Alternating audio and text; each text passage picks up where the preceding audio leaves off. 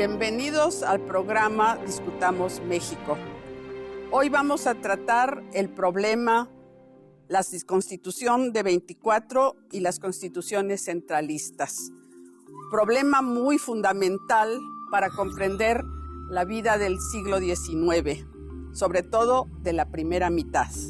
Se crea el problema de cómo se va a gobernar el país y se llega a la conclusión de que la solución de los problemas de México es encontrar la fórmula para tener una constitución muy adecuada para el país.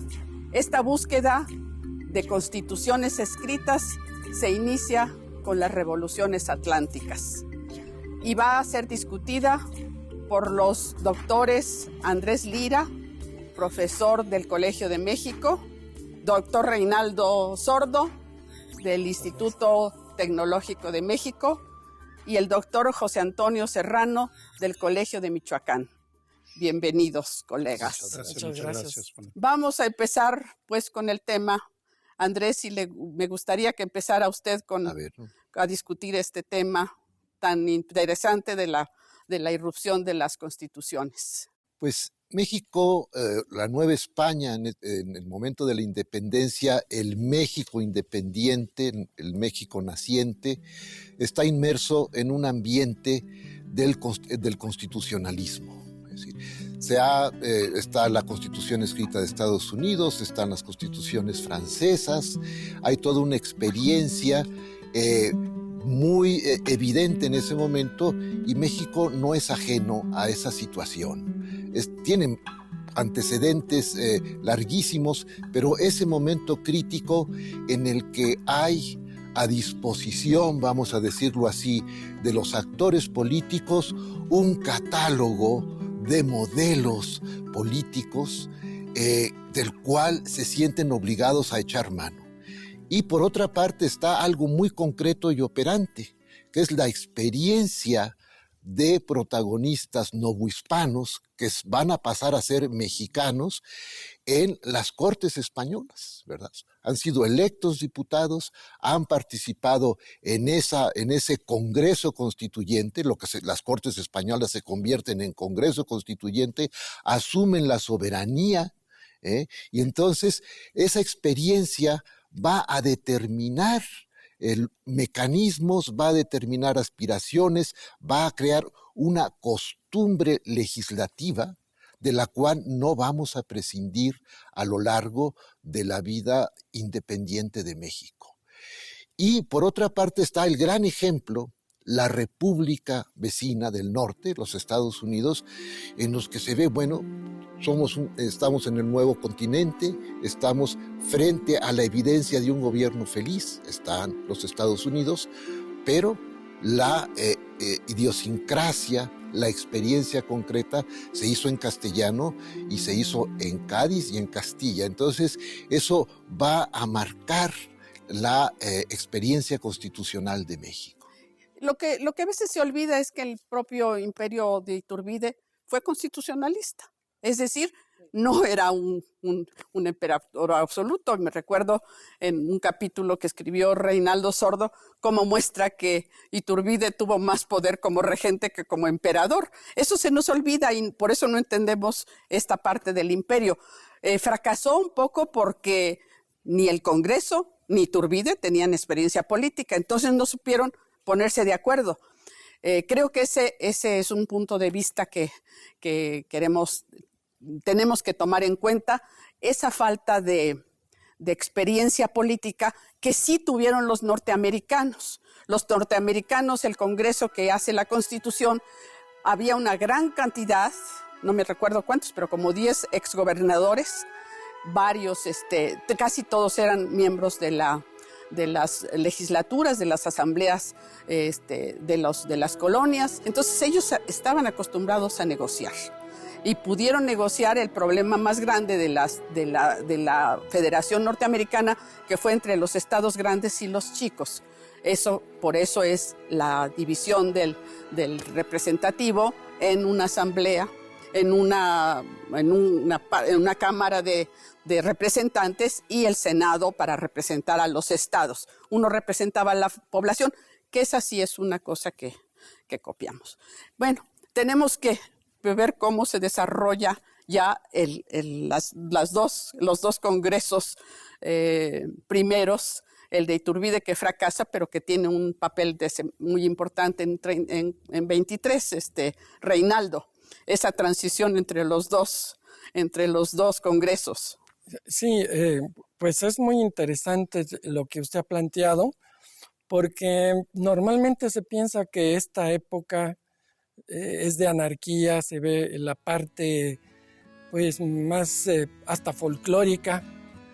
Toda esta primera mitad del siglo XIX se define como la era de Santa Anna o de dictadura, y realmente pues hay un intento muy serio de las élites, porque la política en esa época era de poca gente, eran unas élites. De alguna clase de élites sigue siendo. Sí, y estas élites que surgen del proceso de independencia, pues tratan de construir un Estado nacional y una serie de instituciones nuevas que no existían en el orden virreinal. Y bueno, esto se presenta, como usted lo dice, desde Iturbide, que muchas veces la historiografía tradicional lo presentaba como un tirano, un déspota, o los mismos militares, como que son los que hacen barbaridades a lo largo del periodo, y lo que uno va viendo es que como de manera muy complicada, en un contexto muy difícil, se va construyendo este Estado con instituciones como el Congreso, en donde se quieren pues formar un Estado nacional, pues que solucione los problemas del orden político, ¿no?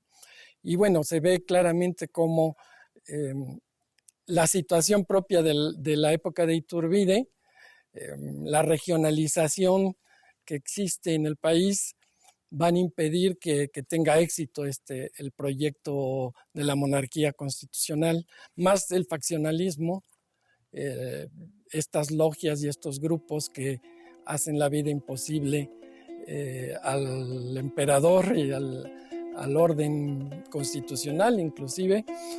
Y bueno, de ahí va a surgir pues la necesidad por un levantamiento militar de formar un nuevo orden ya republicano a partir de 1823. Y ahí es cuando ya empieza a surgir una nueva dicotomía, que es la de federalismo-centralismo. ¿Sí? Aunque sí se impone ahí el federalismo, yo he visto como una cosa interesante que ya existen centralistas en este Congreso, y los planteamientos que dan son muy interesantes y son muy parecidos a los que van a retomar en los años 30. José Antonio. Pues yo empezaría con el comentario de Andrés sobre la diversidad. Es decir, hay una diversidad manifiesta en las revoluciones atlánticas sobre los modelos constitucionales. Que eso existe, como dice Andrés, una disposición de catálogos de constituciones y una costumbre legislativa. Pero yo diría que en el caso de México, el tema que se ha abierto aquí es quiénes fueron nuestros padres fundadores, y a final de cuentas un poco siguiendo los Estados Unidos, y cuál fue la clase política que tuvimos. La experiencia que tuvieron en Cádiz fue fundamental. Sí. En ese sentido fue mayor la experiencia y la discusión que se dio a través de la prensa sobre los distintos temas de soberanía, legitimidad y representación. Pero yo no estaría tan de acuerdo que la política fue solo de pocos grupos. Al contrario, yo creo que el sistema político que se crea a partir de 21, hay muchísimos actores y no podemos englobarlos en élites políticas. El tema que nos está convocando aquí es federalismo, descentralización y grupos regionales. En ese sentido, las reformas borbónicas, y ya no digamos la guerra de independencia, lo que hacen es fragmentar al país, dividirlo y hacer una autonomía muy fuerte. A partir de ahí es donde se construye la federación. y antes el Estado y después la Federación. Entonces existen muchas élites políticas regionales que están participando, que van a participar y que desde mi punto de vista son los que van a explicar gran parte del fracaso de la primera experiencia política que es con Iturbide. Es decir, las élites locales están una presencia constante y están buscando distintos modelos, porque están en la mesa, para organizar al país. Es decir, existen varios. Y hay que pensar también que los grupos populares ya se acostumbraron durante la guerra a negociar su participación en la política a través de las armas. Sí. Es decir, yo no creo que podamos decir que es una política de pocos. Al contrario, lo que hay son muchos actores con muchos intereses diversos y que no nos permiten, por consiguiente, no nos permiten decir que solo existe un modelo posible de constitución. Sí. Y yo creo que también una cosa, cuando habla de élite, parecería una aristocracia. Claro. Y no, porque la mayor parte son abogados y pues gente de clase media que locales participan muy activamente. Pero muy activamente. Entonces, claro que hay algunos gentes destacadas de la aristocracia. Los Faguaga, por ejemplo, destacan, y es de un liberalismo borbonista, pero liberalismo después de todo.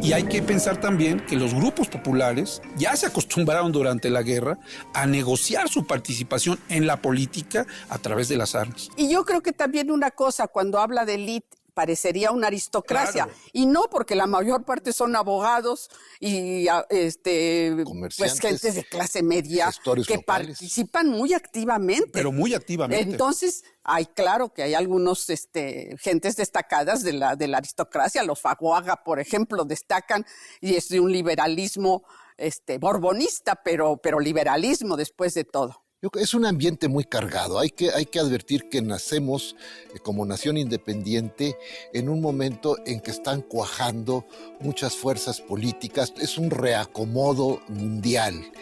Y es un ambiente en que estos novohispanos que están leyendo, que algunos han viajado mucho, como el padre Mier, por ejemplo, llegan con una carga tremenda. Entonces, cuando Mier llega al Congreso Constituyente, ¿verdad? Dicen que lo dejan pasar como una especie de torpedo para que destruya aquello. Sí. Eso dicen. En cuanto llega él, se pero fastidia llega con una crítica Congreso. tremenda. Dice, está el Congreso, ya cometieron el error de una monarquía, que es lo peor que pueden hacer. En fin, he hablado yo con el emperador y le digo que vamos a llevar la cosa en calma. ¿Cuál calma? Estaban todos en una ebullición tremenda.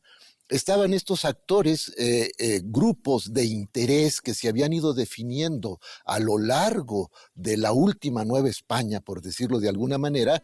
La ordenanza de intendentes es una redistribución del paisaje político-administrativo, crea intereses muy fuertes, en fin, o define intereses muy fuertes. Y las intendencias son base de la nueva distribución. Bueno, esto que vio muy bien don Edmundo Gorman cuando habla de la geografía histórica de México. Dice, ha sido una división cartográfica más que una nueva división política. Sí. Hemos estado haciendo divisiones de mapas heredados. Ahora, eso también es muy importante. No podemos silenciar nuestra historia. Entonces, tenemos que irla asumiendo frente a nuevas e incitativas políticas y convertirlas en posibilidad de nuevas demandas políticas. Y a eso obedece el federalismo. No es una copia de esnovista o una copia, sino que obedece a un conglomerado de fuerzas que se manifiestan en una capital. Esto es muy interesante. La Ciudad de México es la capital de la América septentrional. Sí. Y es un lugar donde se reparten y se dividen puestos político-administrativos muy importantes. Por eso esa confluencia, esa disputa por los cargos públicos que es característica de la competencia liberal, y por otro lado, va a ser también, muy cruel aquí. por otro lado también que los pronunciamientos se inician siempre fuera y las revoluciones se inician fuera, pero se deciden en la Ciudad de México. Pero buscan Palacio Nacional, claro, como decía Manuel entonces eso es muy importante. Creo que eso para darnos cuenta de que hay una necesidad, tanto cuando, pues usted sabe bien la discusión sobre el Distrito Federal, la quieren sacar de la Ciudad de México para debilitar a la Ciudad de México. Pero al final llegan a la conclusión de que aquí está todos los elementos que necesita la clase política. Bueno, y la ciudad es la que le da el nombre al país independiente. ¿Sí? Es decir, hay una mentalidad central, pero no hay centralismo. Eso bueno, es muy y yo importante. creo que una cosa muy importante, muchas veces se ha pensado que copiamos la Constitución de Estados Unidos. Eso ya dijimos que no. Realmente, si comparamos las constituciones, pues la nuestra se parece, sigue el modelo de 12.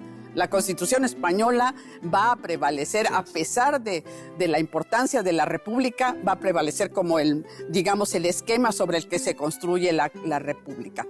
Esto tiene sus bemoles, sobre todo la importancia que se le da a los ayuntamientos, que va a ser un problema que va a generar a los estados en realidad el problema, porque los estados van a tener autoridad sobre los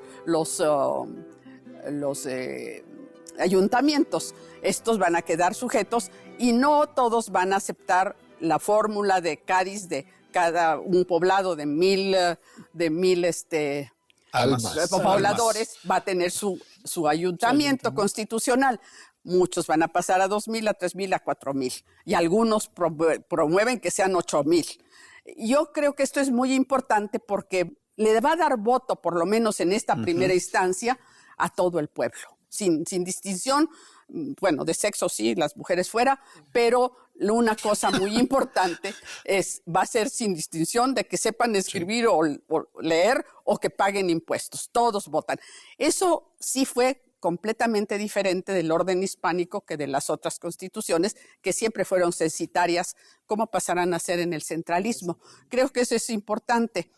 Pero ahí hay un problema que vale la pena comentar, es que los estados en esta primera constitución de 24 van a ser federalistas hacia el gobierno nacional, pero centralistas internamente. Andrés. Pero hay una cosa, es un panorama que debemos hacernos cargo de él. Entre 1824 y 1827, es decir, cuando se establece la federación, ¿verdad? La República Federal representativa, se promulgan 20 constituciones. Entonces tenemos que pensar en el hervidero de discusión, el grillerío, para decirlo coloquialmente. Y la politización, que viene. Y luego las aspiraciones que eso crea, porque se sabe que eso va a llevar a participar en los puestos de autoridad locales, federales, y favorecer aspiraciones también de carácter económico, porque hay que recordar esa frase de ese maestro de la política, que fue Lorenzo de Zavala, de la política concreta. Es un animal político en el sentido literal de la palabra. Dice, eran 300,000 criollos, dice él, buscando los 70,000 puestos que habían dejado los españoles, a los que se estaba sacando. Dice, es muy buena la frase. La logia masona favorecía esas aspiraciones, creando una corriente incontenible. Entonces, las élites, de una u otra manera, gente que había estado cerca de la autoridad, que eran notables, que eran algunos con pretensiones o aristócratas, lo que sea, ven llegar esta corriente y les causa verdadero terror, porque incluso pues llegan los enemigos más concretos que tienen en la localidad. Se dice que algunos gobernadores se liberaban de los más inquietos, mandándolos de diputados a senadores. Entonces decían, vamos a hacer esto. Entonces, esa es una cosa que tenemos que tomar en cuenta, porque cuando viene el centralismo se explica mucho como reacción a situaciones muy concretas, pues, cuestiones locales, y ahí es donde empieza a dividirse o a darse esa idea de que los federalistas, como favorecían esta corriente, son liberales y que los centralistas no son liberales, en lo cual hay que andar con cuidado Pues porque sí, todos tenían en la cabeza un diseño liberal, Sí. ¿verdad? Sí, pero José Antonio, a mí lo que más me preocupa, que no se toma mucho en cuenta cuando hablamos de federalismo, es el radicalismo de la Constitución de 24. Siempre hablamos de que copiamos la Constitución de Estados Unidos, pero no nos damos cuenta que aquí se le negó al gobierno nacional la facultad fiscal sobre los ciudadanos. Y el reclutamiento. ¿Verdad? Va a explicar la debilidad del gobierno nacional ante la amenaza externa y ante la imposibilidad de pagar la deuda que sí heredó, que tiene que responder, y todo le dejan sin dinero. Esto, en la Constitución de Estados Unidos, el Congreso sí tiene autoridad fiscal sobre los ciudadanos. Y sobre los hombres. Realmente, en México, el gobierno federal gobernaba estados y no ciudadanos. Eso hace muy imposible la situación. Y eso me gustaría comentario para pasar al centralismo, que se nos va a quedar Una de fuera. las cosas importantes es que ya hemos dicho que no es una copia norteamericana, pero tampoco es un federalismo. Hay una tensión muy fuerte en la Constitución de 24 con el confederalismo, entendido como una idea de limitar, como todo el liberalismo, limitar lo más que se pueda a los poderes públicos. En este caso, desde los estados al gobierno nacional tratan de limitarlo. Es decir, está esta idea desde los estados, desde las élites políticas, que el estado, el gobierno nacional en sentido estricto, entre menos participe al interior del país, mejor.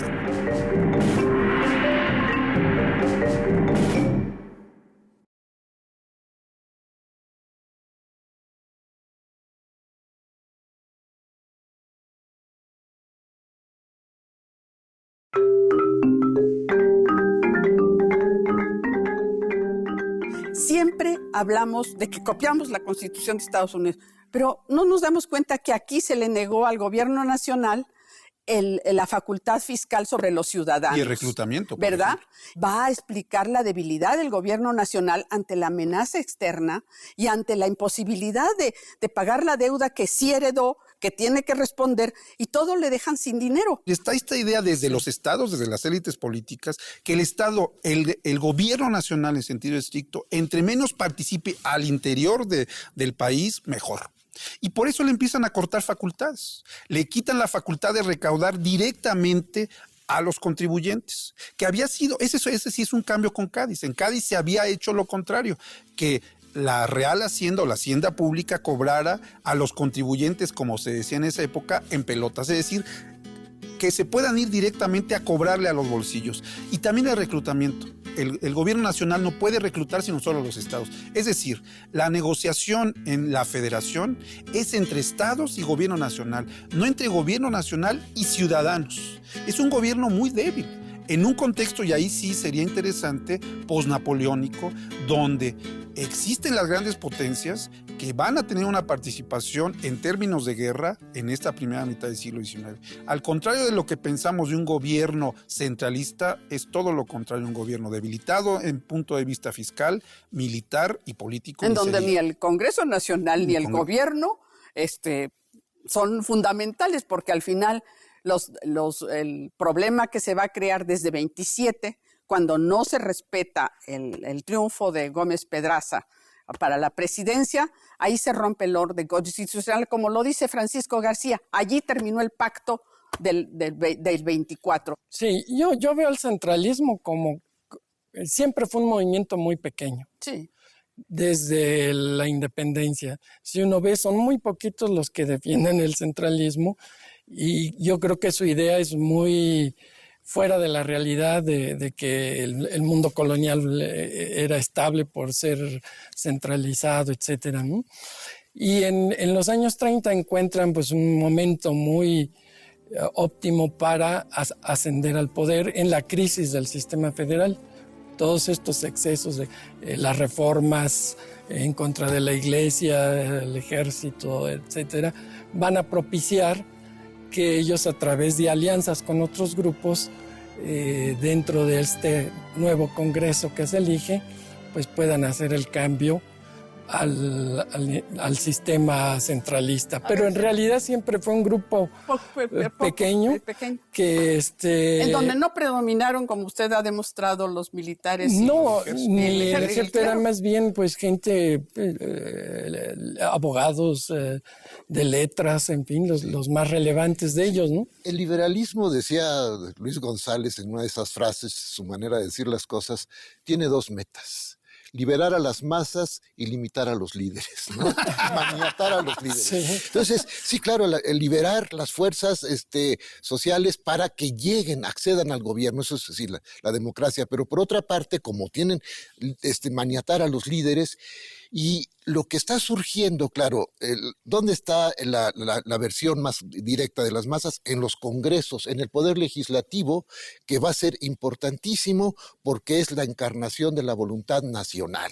Uh-huh. Y el malo, la bestia negra es el ejecutivo, porque es de alguna manera quien hereda al monarca, que ya no queremos monarquía. El pobre está entonces limitado. Está más limitado, es responsable de la ejecución de la ley, de poner en práctica el orden legal, pero se le quitan las facultades. Y eso fue evidente en la Primera República Federal, incluso desde Cádiz, con el monarca constitucional. Sí. Y entonces, bueno, pero un presidente electo para el cual tiene que haber unas elecciones muy complicadas, indirectas, que acaban siendo las legislaturas de los estados quienes lo eligen.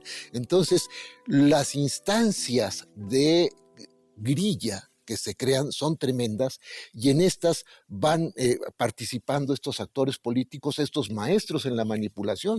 Lorenzo de Zavala es una cosa, y lo confiesa él. Si uno le quita al ensayo de Zavala nombres y fechas, es un manual de política moderna, de manipulación de masas. Sí, entonces tiene uno esa situación que no va a parar. Y lo que están buscando los actores, los que se sienten responsables de un orden político, es un sistema, una forma de gobierno que permita encauzar la cosa, pero sostienen siempre los mismos valores, ¿eh? Sí. Derechos individuales, derechos corporativos, lo que sea, pero derechos de los gobernados, vamos a decir, y una mecánica de los poderes para el control y equilibrio de los poderes.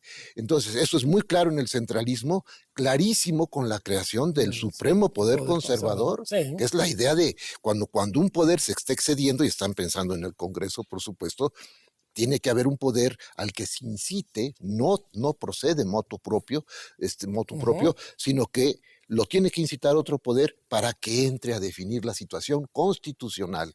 Y en ese sentido, las constituciones centralistas, la de 36, que se elabora a lo largo de más de un año, ¿no? Va haciendo poco a poco, eso lo ha visto muy bien Reinaldo. Luego, año y medio, sí, porque empiezan acaban a finales de 36. Y la Constitución de 43, las bases orgánicas, que es un documento muy interesante, al que Justo Sierra cualificaba de liberal no reformista, ¿no? Es decir, no quería avanzar reformas, exponer a novedades, pero sí afirmar los principios liberales. Y que es muy interesante porque, por ejemplo, logran ser electos los federalistas dentro de esa constitución. Y entonces dicen, esta constitución no nos gusta. A usted, Santana, le gustó, pues ahora la cumple. Y eso es una cosa que a mí me preocupa cuando se habla del dominio que tenía Santana sobre los congresos. Es el Congreso que lo desafora, ¿verdad? Cuando se le quiere pasar la mano, lo desafora en 44. Y eso, pues, entonces podemos pensar que Santana fue el país de un solo hombre, por Dios.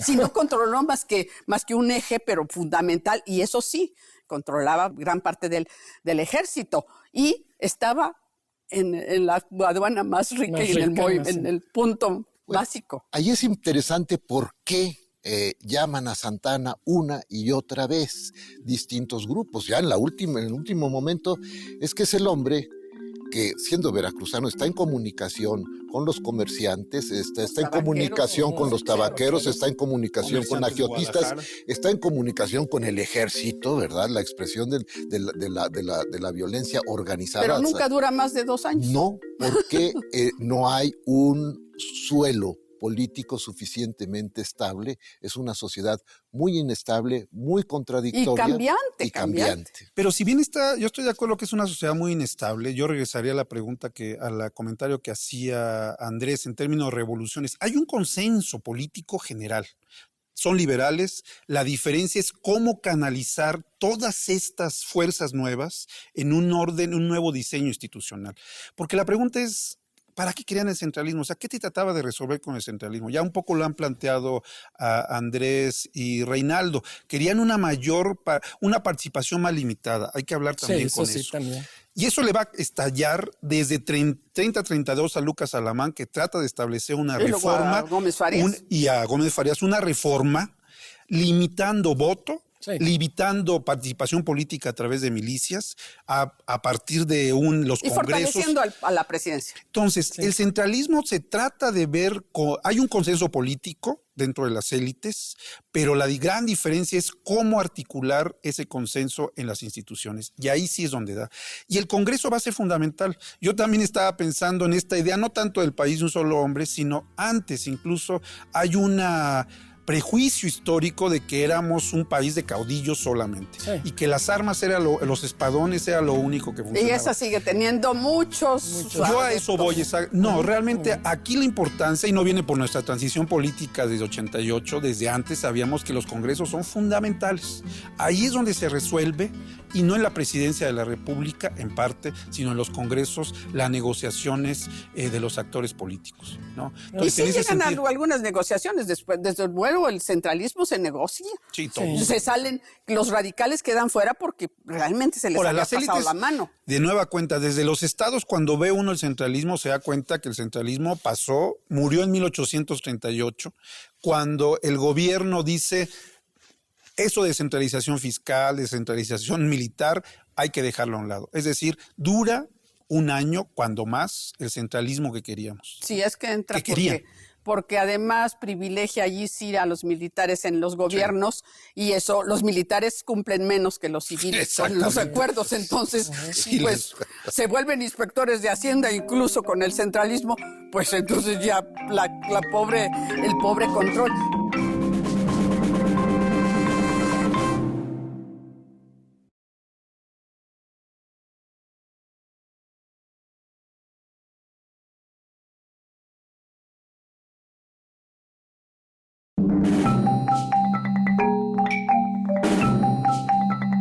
Cuando ve uno el centralismo, se da cuenta que el centralismo murió en 1838, cuando el gobierno dice: eso de centralización fiscal, descentralización militar, hay que dejarlo a un lado. Porque además privilegia allí sí a los militares en los gobiernos, y eso, los militares cumplen menos que los civiles con los acuerdos, entonces pues se vuelven inspectores de Hacienda, incluso con el centralismo, pues entonces ya el pobre control. Pero a mí me interesaría mucho subrayar que el centralismo todavía le pone más peros, sobre todo en las 7 leyes, al pobre ejecutivo. Eso sí se cambia un poco en las bases orgánicas, pero queda sujeto al poder conservador, al Congreso y todavía al Consejo de Estado. Bueno, y hay una cosa que es tremendamente evidente. Es decir, el centralismo deja intactas las jurisdicciones, llámense departamentos, pero son las mismas extensiones que tuvieron los estados. Es decir, son las mismas regiones que se manifestaron y exigieron el federalismo. Deja las asambleas legislativas de cada uno de los departamentos para efectos administrativos, pero al fin y al cabo electas y negociadoras de presupuestos, tal y tal.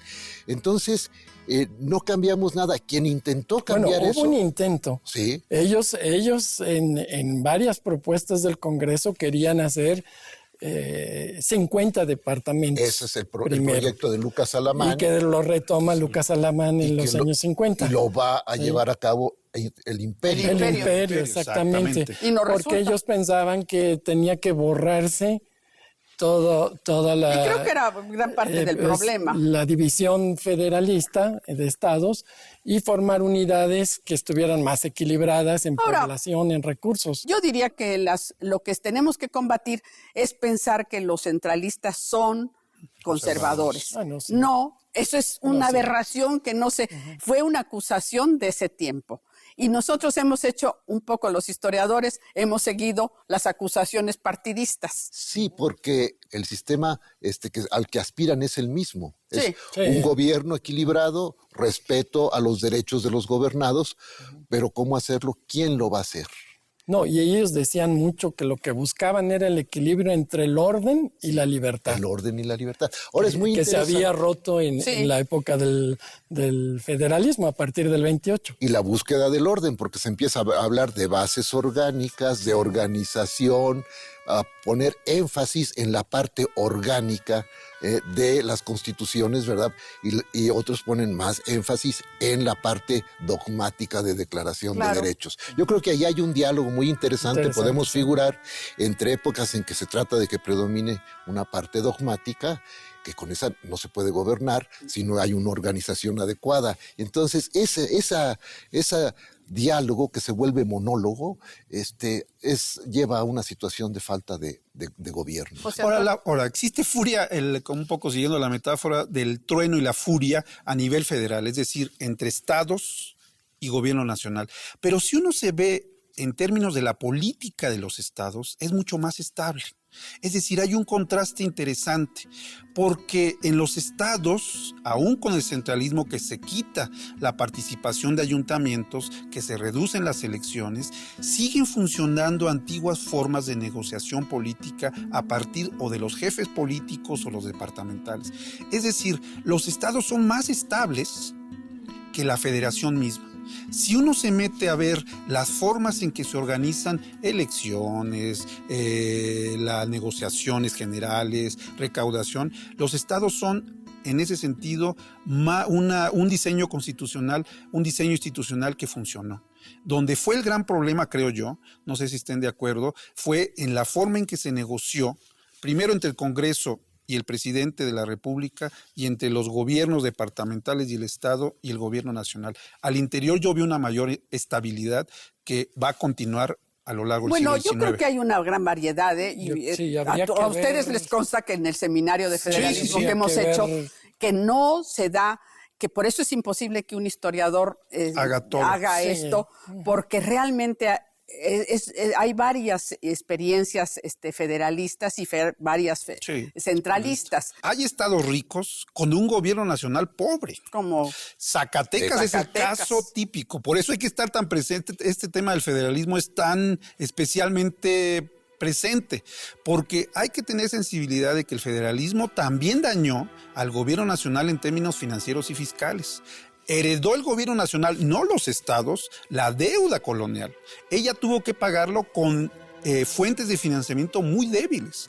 Había estados como... ¿Y las guerras? Y las guerras, y el ejército tenía que pagarlo. Zacatecas ganaba proporcionalmente el triple en 1830 de lo que recibió el gobierno nacional por impuestos. Era un estado rico, que podía ser, como se llamaba, la estrella del federalismo, o Jalisco o Guanajuato. Y fue durante un tiempo. El problema fue el confederalismo fiscal, cómo se distribuyeron las rentas que se cobraban durante la colonia y quién se iba a beneficiar. Los estados se quedaron con la tajada de León, minería, alcabalas y gran parte de la producción agrícola. ¿Qué se quedó el Estado Nacional, el gobierno nacional, con algo tan elusivo como eran las fronteras y las aduanas, que sabemos que el contrabando?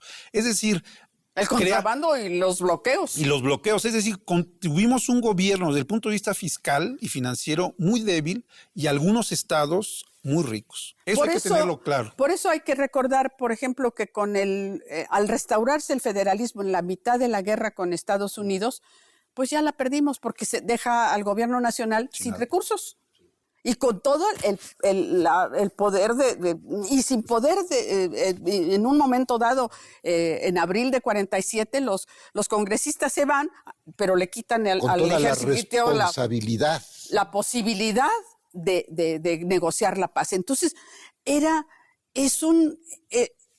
verdaderamente el federalismo en ese momento significa, por un lado, quitarle los recursos y por el otro distraer la atención de la guerra por las elecciones y tener fuerzas propias municipales, estatales y nacionales. Por eso hace poco una propuesta del Partido de Acción Nacional diciendo que regresemos a las guardias nacionales, a mí me puso los pelos de punta. Es decir, es una idea poco práctica crear milicias en los estados, porque en la primera mitad del siglo XIX fue una de las grandes complicaciones del federalismo. Estados armados frente a gobiernos nacionales Sobre débiles. todo por la interpretación que le dieron los estados, porque las guardias nacionales, las milicias cívicas y luego guardias nacionales nacieron de las milicias creadas en España para luchar contra los franceses, pero luego aquí se interpretaron como la defensa, de la soberanía estatal. Sí. Esa es una cosa interesante, esa idea de que duplicamos la soberanía entre la del Estado Nacional y los estados, que es un poco algo que muchos juristas no admiten, pero la versión que norteamericana es dar esta doble soberanía, que es limitada, porque los estados, al fin y al cabo, el gobierno nacional podía convocar a las guardias nacionales y pues, entonces era la supremacía del gobierno nacional. Aquí no. Entonces, ya cuando desafían Zacatecas y Coahuila y Texas una orden del gobierno, del Congreso Nacional, pues ya es el acabose. Sí. Es el principio del fin y una de las razones por qué los centralistas se salen adelante con su proyecto.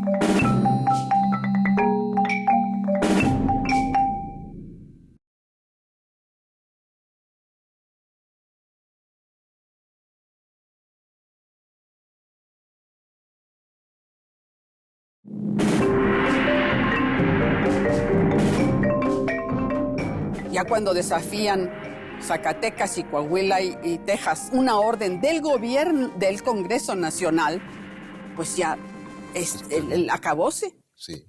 Es el principio del fin y una de las razones por qué los centralistas se salen adelante con su proyecto.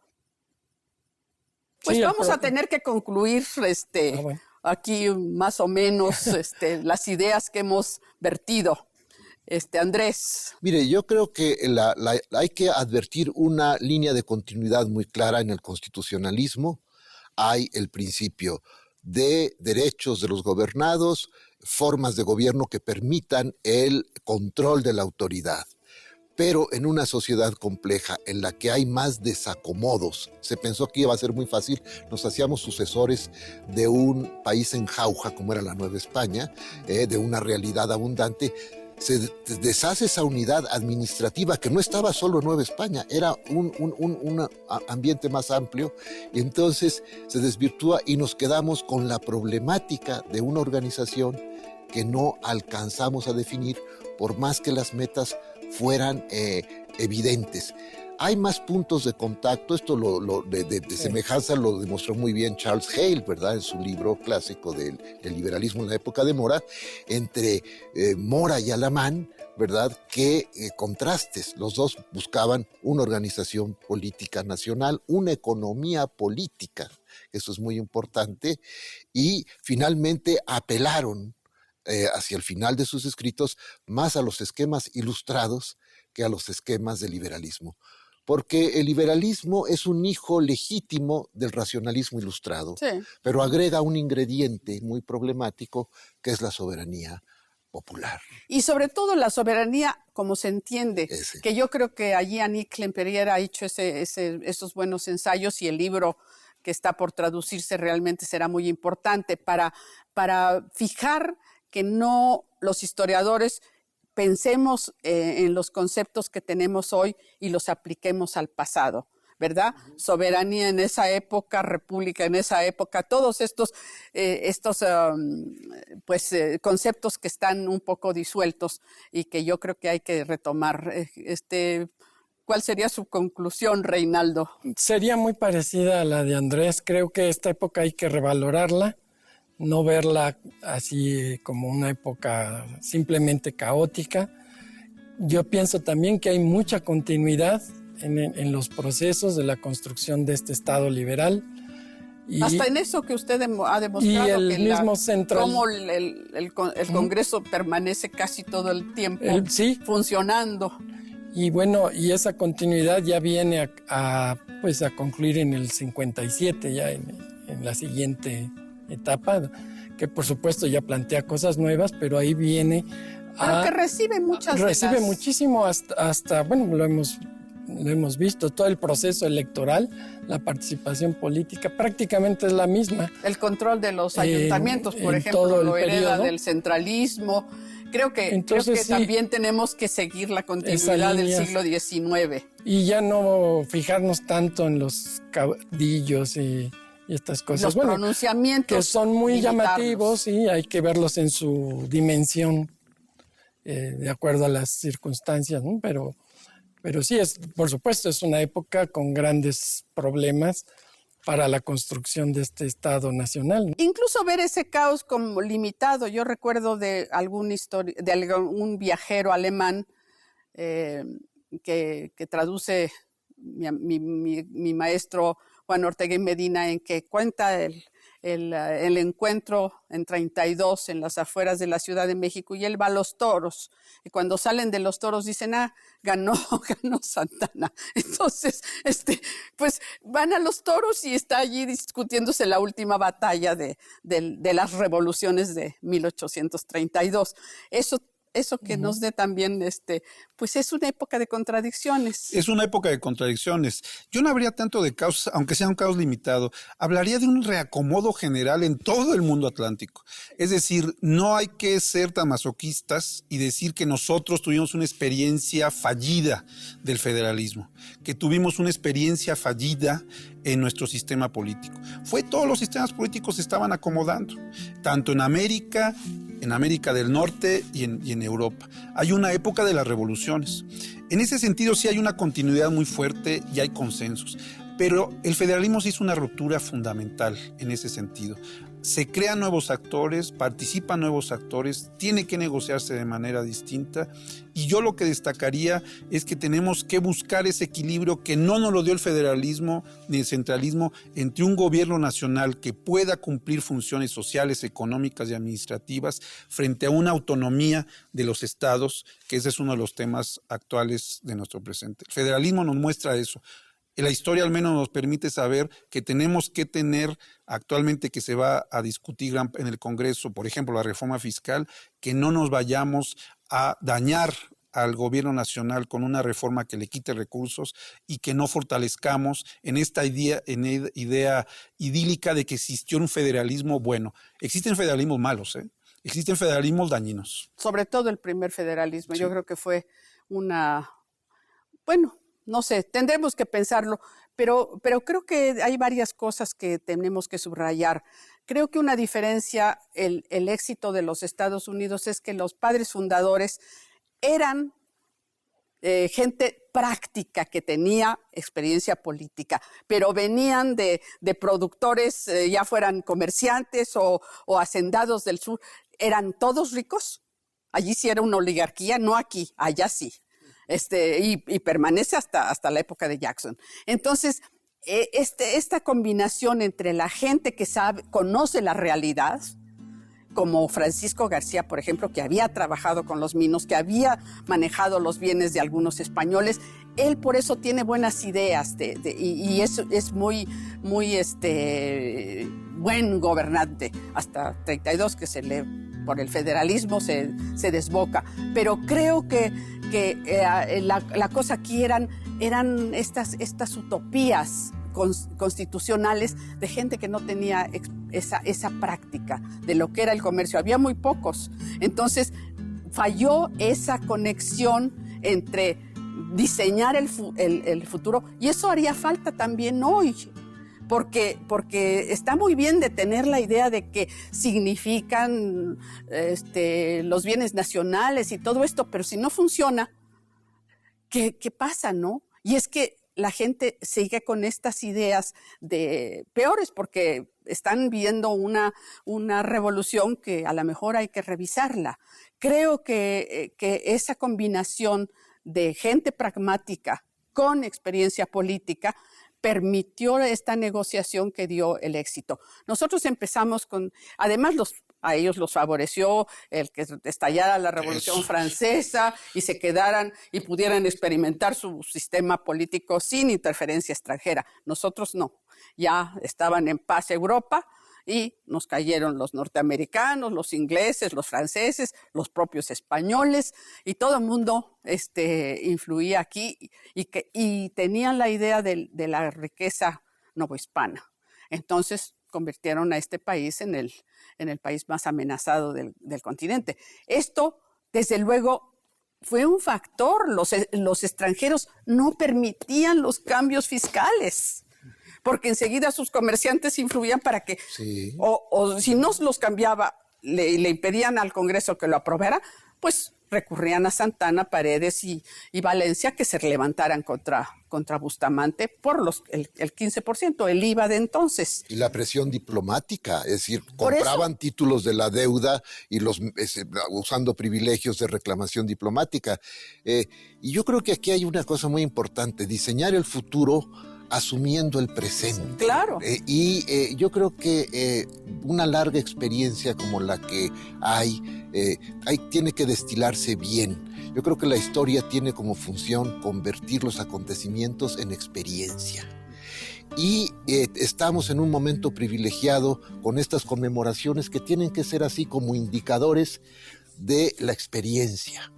Por eso el Bicentenario, yo creo que lo más importante pues sería provocar estas reflexiones y aplicarlas al futuro y al presente, a ver si tenemos eco en nuestros representantes en los estados y en el Congreso Nacional, porque la historia fue diferente y nos enseña muchas cosas y nos hace, no podemos predecir el pasado, pero nos hace sensibles para entender el presente y llegar a conclusiones. Y creo que eso es un poco a la manera que decía don Edmundo Gorman.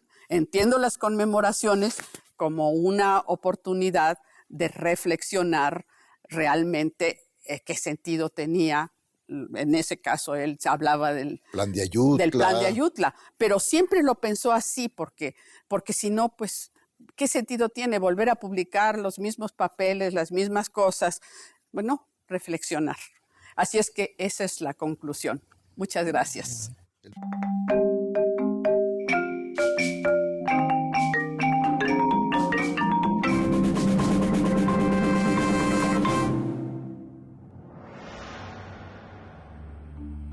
En 1821 lo primero que quieren es un Estado que no, los liberales, un Estado que no intervenga en la economía. Teníamos gentes que tenía visión estadista como Lucas Alamán, pero no era buen político. Cuando Lucas Alamán dice, sí somos conservadores. ¿Por qué? Porque queremos conservar lo que ustedes, los federalistas, han perdido. Donde hicimos nuestra debilidad fue desde el principio de nuestra independencia que dimos un lugar a todos en nuestro país, salvo la iglesia, sí, que dimos por supuesta.